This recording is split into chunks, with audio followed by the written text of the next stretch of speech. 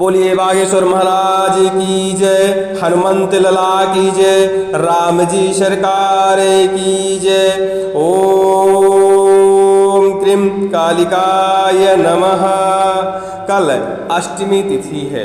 नवरात्रें अब लगभग संपन्न हो गई हैं और शास्त्रों में लिखा है अष्टमी तिथि के दिन आप यदि इस पेड़ की जड़ को खोद के लाते हैं तो जीवन भर आपके यहाँ धन की कमी कभी नहीं होगी, क्योंकि यह एक सर्व सिद्धित औषधि है और इस औषधि में ऐसे गुण होते हैं, इतनी ताकत होती है कि आपके घर की नकारात्मक ऊर्जा नष्ट हो जाती है। उसके साथ साथ ही इस औषधि में ऐसे गुण होते हैं या ऐसी तरंगें या ऐसे तत्व होते हैं कि जिसके घर में रखने से घर की जो मानसिकता है सबकी एकदम शांत हो जाती है और उनकी सोचने की क्षमताएं इतनी अच्छी हो जाती हैं कि धन आने के रास्ते लोग स्वयं ही बना लेते हैं। यह धन खींचने वाली जड़ी कही जाती है वैसे तो, लेकिन दुर्लभ जड़ी है, सभी जगह है, आसानी से नहीं मिलती।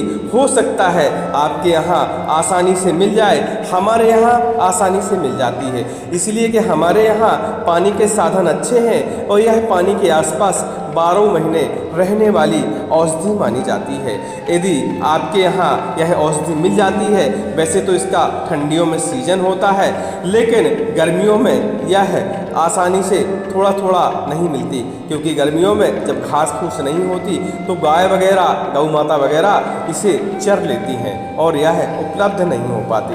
इस जड़ी का यदि आप उपाय कर लेते हैं, कहने का मतलब इस औषधि का यदि आप उपाय कर लेते हैं तो आपके घर में धन आने के रास्ते हमेशा के लिए बन जाते हैं। और बताया जाता है कि माँ लक्ष्मी जी की इससे असीम कृपा की प्राप्ति होती है। और हम बता दें कि इसको आसान तरीके से आप ला सकते हैं और आसान तरीके से इसको सिद्ध भी कर सकते हैं। बताया जाता है कि इस औषधि को घर में लाते ही तत्काल ही असर शुरू हो जाता है, कुछ ना कुछ ऐसा होना शुरू होता है कि घर में धन आना शुरू हो जाता है। घर में यदि कलह वगैरह मची रहती हो तो वह भी शांत हो जाती है और माँ लक्ष्मी जी की असीम कृपा की प्राप्ति होती है। इस औषधि को लाना कैसे चाहिए, तो इस औषधि को अष्टमी के दिन ही लाया जाता है। अष्टमी के दिन सवेरे से लेकर शाम तक आप इस औषधि को कभी भी ला सकते हैं। वैसे तो इसे सर्वार्थ सिद्धि योगों में, रवि पुष्य योगों में और शनि पूर्णिमा में, रवि पूर्णिमा में और किसी भी सर्वार्थ सिद्धि योग में ग्रहण काल में इस औषधि को लाया जा सकता है। लेकिन हम आपको बता दें कि नवरात्रों के जो दिन होते हैं यह सर्व सिद्धित ही होते हैं। इसमें आप किसी भी दिन वैसे इस औषधि को ला सकते थे, लेकिन हमने वीडियो बनाने में थोड़ा सा देर कर दी, क्योंकि इसलिए कि पूजा पाठ में थोड़ा सा ज़्यादा समय लग जाता था, इसलिए वीडियो हम समय पर नहीं बना पा रहे थे।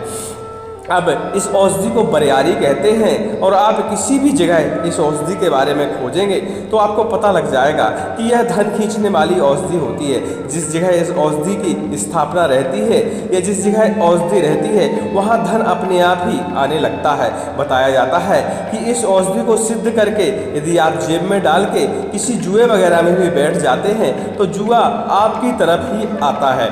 लेकिन जुआ नहीं खेलना चाहिए, यह गैर कानूनी है।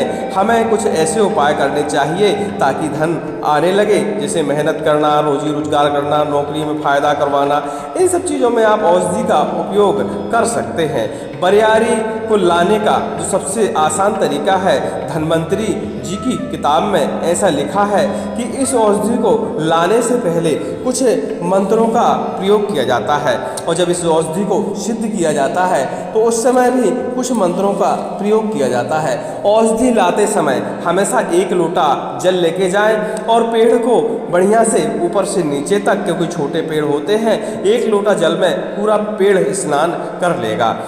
पेड़ के ऊपर एक लोटा जल डालने के बाद धन्वंतरी महाराज से प्रार्थना करें कि महाराज यह धन आगमन हेतु अपने घर की दारिद्रता दूर करने हेतु इस औषधि को हम ले जाना चाहते हैं और इस औषधि को इतनी शक्ति दे कि हमारे घर की दारिद्रता को बाहर निकाल दे और घर की नकारात्मक ऊर्जा को नष्ट कर दे। और इसके बाद ओम वंदंडे महादंडाय स्वाहा, ओम ऐं ह्रीं क्लीं चामुंडाय विच्चे, इस तरह का मंत्र पढ़ते हुए जड़ी को किसी लकड़ी के औजार से खोदें। हमेशा ध्यान रखें कि इसमें लोहे के औजारों का इस्तेमाल नहीं करना होता।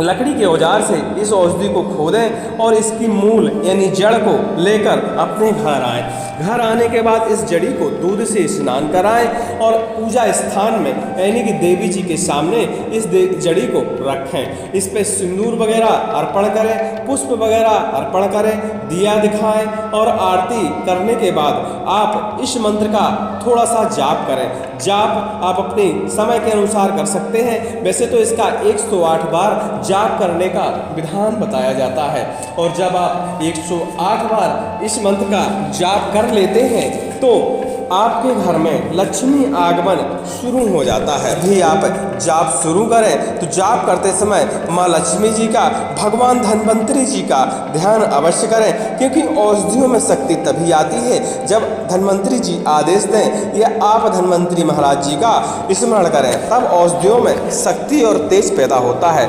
तो महाराज धन्वंतरी जी का ही यह मंत्र है और आपको इस मंत्र का जाप 108 बार करना है।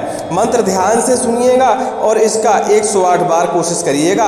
जाप करें, कम समय है तो आप 51 बार भी कर सकते हैं, लेकिन शास्त्रों में विधान है कि इसका 108 बार जाप करना चाहिए। मंत्र ध्यान से सुनिए। ओम ऐं ह्रीं ह्रीं धन्वंतरी सर्व रोग नाशाय आरोग्यम देहि धनम देहि श्री श्री ऐं नमः। ओम ऐं ह्रीं ह्रीं धन्वंतरी सर्व रोग नाशाय आरोग्यम देहि धन देहि श्री श्री ऐं नमः।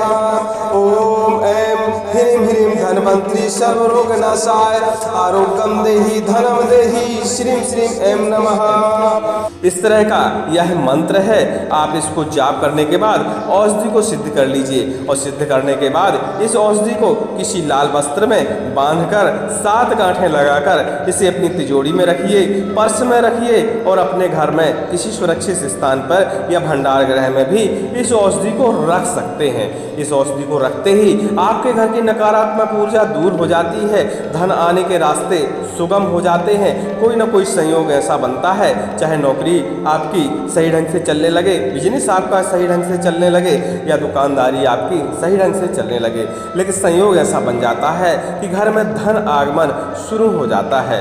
आपको यह उपाय जरूर करना चाहिए। इसमें आपका ना तो धन खर्च हो रहा है, ना ही ज़्यादा समय खर्च हो रहा है। बस सुबह से लेकर शाम तक किसी भी समय आप औषधि को लाइए और इसे शाम के समय सिद्ध कर लीजिए और सिद्ध करने के बाद इस औषधि को अपनी तिजोरी में या जहाँ भी धन रखते हो वहाँ इस औषधि को स्थापित कर दीजिए। अगले साल फिर अष्टमी के दिन या नवरात्रों में किसी भी दिन इस औषधि को दोबारा सिद्ध करके और पुरानी औषधि को बदलकर विसर्जन कर दीजिए और नई औषधि को फिर से रख लीजिए। आपके घर में धन कभी नहीं आएगा, घर में कलह कभी नहीं होगी, क्योंकि यह दिमाग को भी शांत करती है यह औषधि। बोलिए धन्वंतरी महाराज की जय, लक्ष्मी नारायण भगवान की जय, बागेश्वर महाराज की जय।